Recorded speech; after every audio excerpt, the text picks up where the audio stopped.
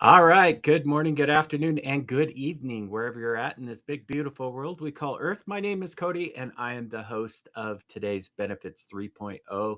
And joining me, as always, is my co host with the most, Jacob. How are you, my friend? Fantastic. Looking forward to Awesome. today's conversation. Yes, yes, exactly. I'm looking forward to it as well. And well, with that being said, let's just kind of jump right into it, right? So, some of the things that I've been hearing, and I've been really curious because I know that you're kind of excited about it, but are cash plans. Cash plans have been traditionally, well, I shouldn't say traditionally, cash plans have been recently starting to take over traditional plans.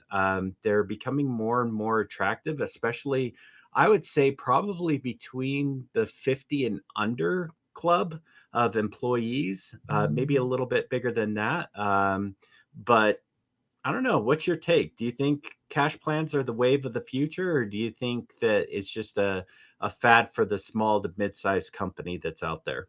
Yeah, so I think, first of all, I'm going to disagree with you out of the gate. I Good. Let's have it. I like think the the cash spicy takes. plans are fantastic for between 25 and getting close to 200, 250 employees. I think cash pays are just that's their sweet spot is those mid-sized, small to mid-sized companies. And I'm very optimistic about cash pay plans. I don't know if they're going to be the thing that actually sticks long term and is going to be the long term answer to the broken healthcare system that we have, but I can tell you right now they're awesome. Um, it'd be really great if something better came along and I'm wrong, but right now it is the most exciting thing out there. All right, my man, you got to tell us why you think it is one of the best plans out there right now. I mean, anecdotally, our clients are seeing anywhere from 50 to 90% reduction in costs. 50 to 90% reduction. When they go to the doctor's office and you've got a problem with, I don't know, your arm, your chest, or something, and they want an MRI, they'll order the MRI at the hospital. Those MRIs can run 14, 15, $1,600, $2,000 on a cash pay plan. You're empowered and the ability is there to pay $300, but you can't just take what the doctor said, going to the hospital to get your imaging done. You go to an imaging center, or you tell the doctor, I've got a cash pay plan, I'm a cash pay customer, what's the price? And it is in a lot of cases an order of magnitude 10 times cheaper by having cash. I mean, that we're seeing that across the board. Cash gives you so much power, and every doctor, every provider prefers cash.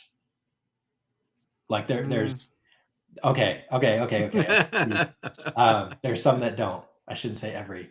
Um, Kaiser Permanente does not. If you're in California on a Kaiser plan, you can't pay cash really because it's Kaiser's part of it's the health insurance plan, the pharmacy, the providers, the hospitals, the networks. It's all one.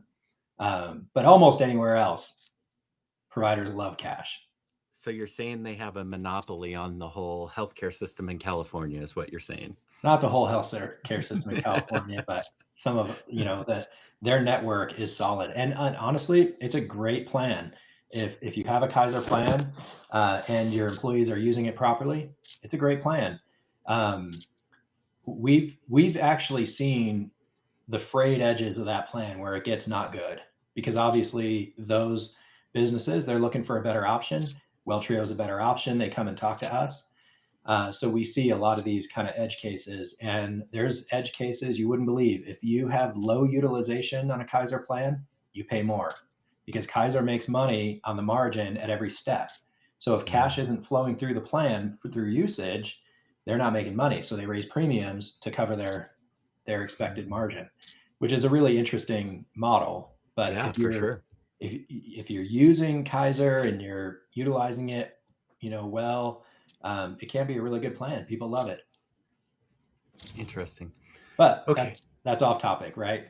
Cash pay No. plans are, I think, the future for the majority of businesses. And there's another reason I really like cash pay plans All right. is Let's hear it. is a very easy way for a business to transition from fully funded to self-funded. Mm, So you can there's cash pay structures out there that are fully ACA compliant, and fully managed. So they're just like a fully funded plan. The employees have to do a little bit differently when they go to the doctor's office. They have to say they're a cash pay patient. That's about the only difference. Everything else is the same from a business standpoint. You're paying a premium every month. That premium is quoted under contract for 12 months, so your risk is capped. You're not going to have to worry about a big expense coming in, a big claim, something like that. So the business risk is capped. You're paying the same premium every month, but you're able to capitalize on the difference in premiums to your stop loss attachment point, which maybe is a whole other conversation. But when you're paying cash, you're getting a discount, and a lot of cash pay plans structure it so that the risk is on the carrier or the plan, not on you, the employer or the business. And so you get this absolutely incredible, almost best of both worlds type of scenario where you get quoted a premium. The premium is lower because the cash plan knows what the actual costs are going to be, and it's underwritten, ACA compliant. And not only is that premium lower, but if you can control costs, then at the end of the year, you get a significant amount of cash back because of the savings, more than a level funded plan. And you have full access to your claims data, full access to every single expense, every penny that flowed through the plan. So it's a really great structure, and really sets the table for going self-funded, a couple of years from now, because you can see what your claims rates are. You can see what's working through the system. You have full visibility to claims data, and all the payments, and it really sets the table well for self-funded if you wanted to do that. makes sense. Makes sense. Okay, so let's pause there real quick and let's talk about like the employee side, right? So I go, are am I just limited to the doctors and medical services that accept cash? Or can I go to my regular doctor? And then it raises the question is there actually an in-network for cash plans versus out-of-network? Because on traditional plans, there's in-network and out-of-network. And Yeah. so how does that work on a cash plan? Yeah. So the way you phrase that sounds a little scary. That, like, yeah, you can only go to a doctor that accepts cash. That's not necessarily true, but it is how the plan is designed to work. So almost every provider takes cash, and if you're worried about that, call your provider and say, hey, do you have a cash rate, a cash plan? And something else we should talk about a little bit later is how this is different um, than oh, why am I drawing a blank on the, boy, that just escaped me. There's It another sucks step. getting old, doesn't it? Um, yeah, somebody will correct me. It'll be like, you idiot. It's this. Anyway, the negotiated rates for Medicare negotiated uh, rate. gotcha. That's a little bit different. So anyway, if your doctor takes cash, then it's essentially in network. Most of these cash plans have a out of network component to them also, so they're multi-tiered. So Mm, the out of network component is if for some reason the provider doesn't take cash, it rolls over to the out of network strategy, which works just like a traditional healthcare plan. There's a 20% copay. There's a different out of pocket. So tier two is managed differently than tier one. There's, as far as I know, for our clients and across, several different cash pay networks that we've been involved in, that has never been a problem.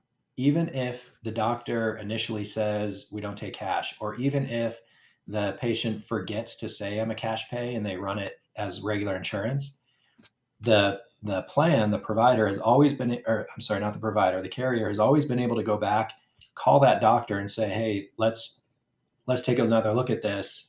Patient X came in for this procedure. Can we pay you cash now? And what's the price? yeah. And and I'm not aware of any case that that hasn't worked in. So yes, there is basically an in-network, out-of-network, and it's typically a tier one and a tier two on the health plan. So it does cover you anywhere. So you're still protected anywhere. The really great thing is that the in-network tier one cash pay is good at any doctor that takes cash. It's not like you can only go to a Blue Cross facility or a Select Health facility or an Aetna approved facility. It's anywhere that takes cash. So it's a massive network across the country if you want to look at it that way. You're not limited by a geography. Yeah, and that makes sense too, because you're doing it up front, right? And so, I mean, if you've ever been in a financial situation where you've hit your you haven't hit your copay, you've got your bill, it's a quite a bit of money. I've heard of people even writing like hardship letters to get the amount that they owe the hospital reduced or even written off completely. And so that was kind of the real eye opener for me back in the day, was how much money is actually inflated and bloated in their healthcare system and how much wiggle room there really is. Because, I had a family member be able to write off 100 grand with the hospital. And so, I mean, it's no real difference if you think about it that way versus what cash plants do up front, right? They're kind of similar in that fashion. One's just pre and one's post. Yeah, yeah. I mean, it is similar. I mean, you don't have with a cash pay plan, you don't have that sort of negative context of like writing off the Hmm. cost. Um, but it kind of works the same of like uh, The if you're paying, negotiation price and stuff. Yeah. yeah, because if you're paying cash, and pretty much every provider, if you say what's your cash rate, they have a totally different fee schedule, and they already plan on it. They already have it. It's not like they have to figure that out. They just have another sheet with another fee schedule. Um, because they prefer cash, because then they don't have to deal with all the administrative overhead of dealing with the insurance company and waiting however many months till the insurance company pays and fighting them for the full cost and everything else. um, it's so much easier for them to deal with cash that they they're happy to do it and they're prepared to do it in almost every case. Right. Right. That makes sense. Okay. Cool. I want to shift gears because I know we're limited on time today. We got about another 15 minutes or so, and I do want to ask this question. Since brokers do have kind of a fiduciary and a relationship responsibility with their client, I feel like this plan might cause a little bit of tension in that sense because I'm thinking about it from a broker's commission, because if it's a cash pay up front, y wouldn't their commission be a little bit less on these type of plans, and why would they wanna push them if that Yeah, was the case? sure. I mean, I think that's a good question, and there's two parts to the answer to it. The first part is that a good broker, I say a good broker because that's my perspective, will they build their fee and it's a flat fee into the plan. So they're getting paid a flat fee per person. Those brokers are incentivized to get the best plan, the lowest cost, to make their client happy in terms of the cost and the service that's provided. There's other brokers that get paid a percent, and they're not all evil, but when you're getting paid a percent, you're getting paid less if the plan spends less. And we've heard horror stories of brokers who are incentivized by maybe a particular carrier is offering a bonus for getting plans signed up on their, or getting clients groups signed up under their plan. And when you start incentivizing brokers for the carrier or the costs of the plan, you're obviously starting to get into like a kind of a problem where the client may not be at the top of the priority list in that broker's mind, because they're looking at, man, if I put them on this Buka plan, I get a nice $5,000 bonus, versus if I put them on this other unique cash pay plan or something like that, maybe they're not getting that bonus, or maybe uh, they're getting paid a percent and it's a pretty healthy percent. So when you have an expensive plan, they're getting paid more. That might add up to 5, 10, $20,000 a year. Well, it's going to be really tough for that broker to try to reduce costs for that client when they're giving up their food on their table. And so it all comes down to kind of incentives. Um, and so there's two parts to that answer. If a broker is getting a flat fee commission, it's a lot easier for them to look for creative solutions for their clients. If they're not, if they're getting bonuses and they're getting percent commission based on planned spend, man, it's going to be tough for them to take food off their table to get get their client, a better deal. Yeah, and it's funny because since 2008, and before that, but mainly after 2008, we've heard about all this like fiduciary responsibility, predatory lending, predatory acts on various industries. A lot of it was exposed, right? And it blows my mind. And this is definitely a conversation for another time. We don't have to go down this rabbit hole. I just want to make this comment and seed this here. But it's very interesting because you just said that they can add in their commissions into the plan that's already baked in.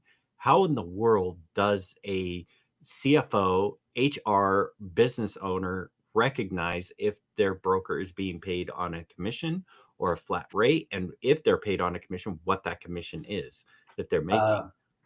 so it's supposed to be in the plan documents that you sign. It's supposed to be in the contract. It's supposed to be disclosed. Usually it is. Sometimes it's not. But the easiest way is to ask them. How many CFOs do you know have asked their brokers how much they make? This is a hot topic for me. If a CFO is not asking how much commission a broker is making, they're failing their company. They're failing their shareholders and they're failing their employees. You've got to ask because you have to understand the incentives of the people who are deciding and making recommendations of your second to third largest expense in the business. If you don't understand how people are incentivized down that chain, then you're failing in your role. And CFOs, I mean, let's be honest, CFOs typically do not have any problem asking uncomfortable questions, right? They're good at that. They're a CFO. They've got to push back on costs. They've got to push back on strategies. They've got to push back on spend. And so they're good at that. But I think the mentality has been benefits are an HR thing, right? Right.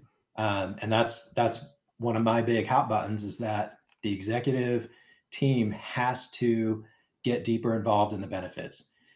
A big part of that is understanding where the money goes. They've got to ask the uncomfortable questions. They've got to figure out where that money's going, understand who's incentivized by where the money goes, and make appropriate decisions. And it doesn't mean your broker's bad. It just means now you understand how they're incentivized, right? Now you can ask different questions. Oh, your commission is on percentage. Well, is that an option? Can you change that to flat fee? And if you change it to flat fee, what's that look like? And what doors does that open for us? Right. Right. And if you frame it that way, a broker is gonna think, oh, they're serious. They're shopping. They're serious. I'm gonna look for a better option, right? Because they know once the executive uh, once the executive lens starts to focus on them, there's going to be some pressure, Mm-hmm. and I think it's totally fine. You need some of that friction. Um, in a lot of cases, we've seen really good brokers that get comfortable.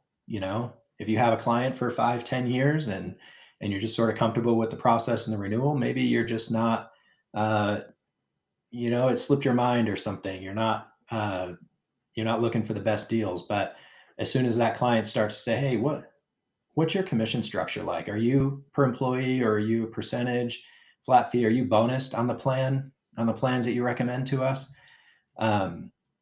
Now the broker has to answer some possibly uncomfortable questions, but you're also signaling as an executive, you're signaling, hey, we're diving into this and we care about this. As soon as you start to care, that broker starts to care, right? You're going to start seeing some more I don't want to say creative, but you're going to see some alternative plan options.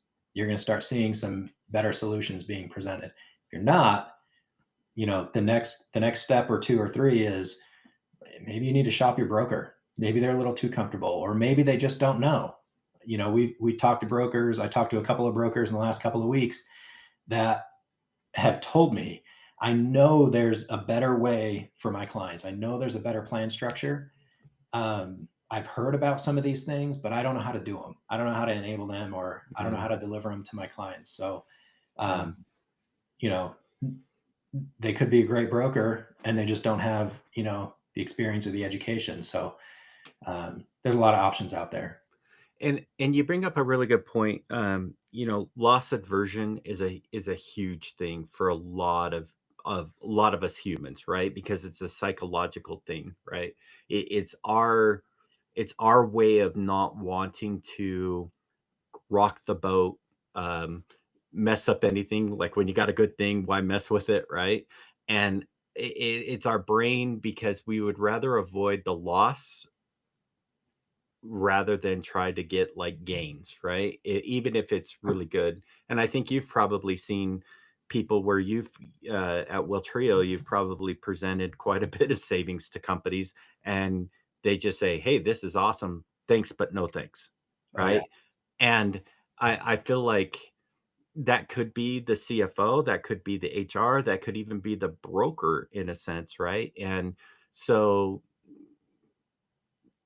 it's a real thing. It's a real struggle. And so I think that anybody that's going to go to these cash plans has to be one of those type of people that have the mentality that they want to push the status quo, especially in the healthcare industry. Would you agree with me on that?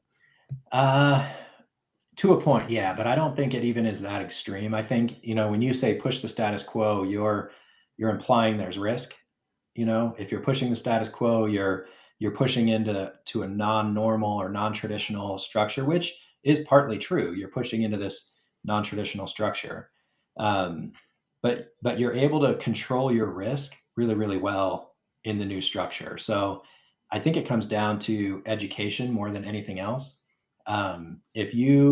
If you've only heard things on the internet about different structure plans, um, different unique approaches, you probably are hearing the horror stories. Every once in a Hmm. while, you'll hear a big win, but usually to the outside observer, what you see on LinkedIn or social or whatever is the extreme. You're either seeing the big win or you're seeing the big failure, and you kind of see the failures more than you see the wins.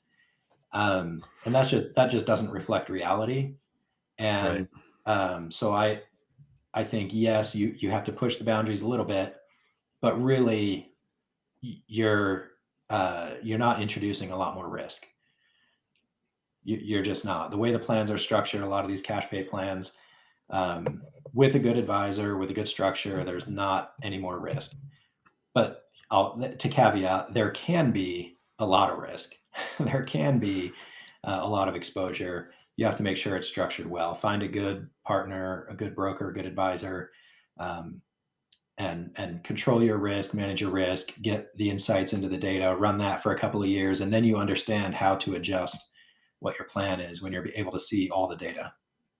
Yeah.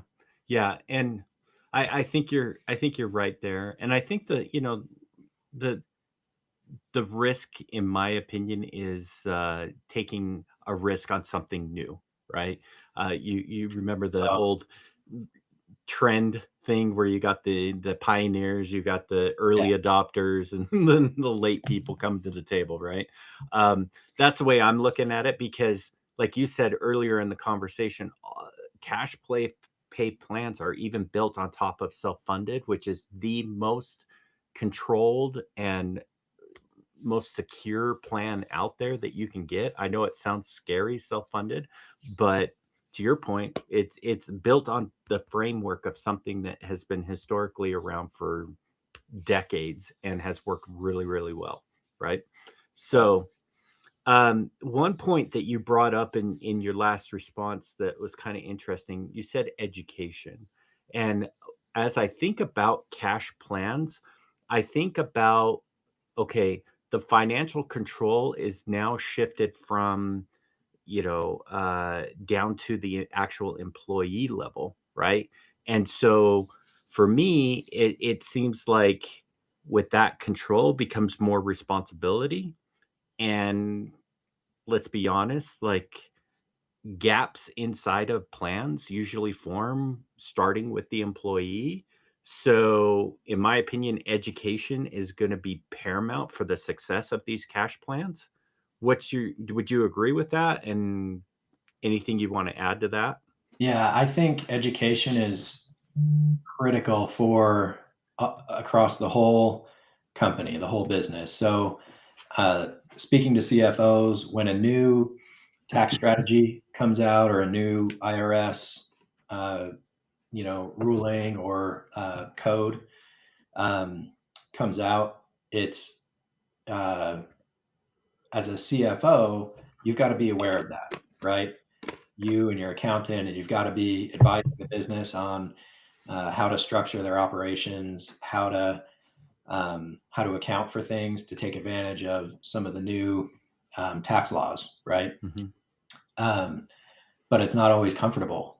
You don't always know what those tax laws mean or the implications of those. And so maybe you get an advisor, you get a tax attorney, you start to look for professional advice in those spaces. Um, in healthcare, you have to do the same thing. And I think, again, speaking to the CFOs, I don't think there's a lot of that happening right now, but I think it's imperative that CFOs start doing that. So they start getting themselves educated on healthcare plan strategies, healthcare benefit strategies, what's out there, what's worked, what's not worked. Talk to advisors, find people to get good advice from, right? Start putting together the picture in your mind. This is the second largest expense in most businesses. Get your head around it. Look at what the options are. So there's a lot of education that has to happen up front before a decision is made. Then once the decision is made, to your point, yeah, the employees have the credit card. They can go spend on whatever they want. And so there's a lot of education that needs to happen. And in that space, there's a lot of continuing education. It's a constant, steady stream of education, providing resources, answering questions, being available, having a lot of touch points. Behavior doesn't change overnight, right? And these employees will have the behavior of uh, having the corporate credit card for healthcare. And so that behavior needs to change. And it happens with proactive care management, right? It Right. happens with getting in front of those expenses, doing the education, shopping with the employee to find where to get that imaging done or where to get that prescription, Yep. helping them feel empowered to make good decisions. Yeah, that makes a load of sense, and we're definitely coming up on our time, and I have Yeah, one more question. I wanna go down what you just said in a deep rabbit hole, but I will refrain. I it's will got to be quick.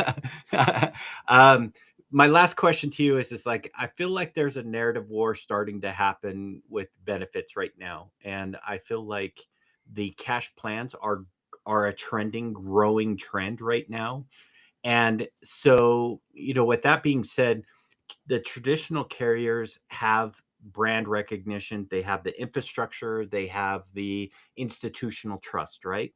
And the Cash marketing budget. plans, what was that? And the marketing budget. And the marketing budget, and can't forget that. Cash plans provides the data, which traditional plans really don't. They have more flexibility and they can provide an ROI similar to like a self-funded plan. Um, and so my question to you is where does the war between these two narratives actually get won? Is it at the boardroom level? Is it at open enrollment level with the employees? Or is it somewhere else that we haven't even discussed yet? Um, Honestly, I think it's across the board. Perfect.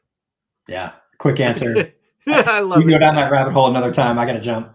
Nope, nope, you're good. So thanks for jumping on. We appreciate it. And thanks to everybody tuning in. We appreciate you guys as well. We'll catch you guys next week. Have a good one. Thanks, Kody. Yeah, bye-bye.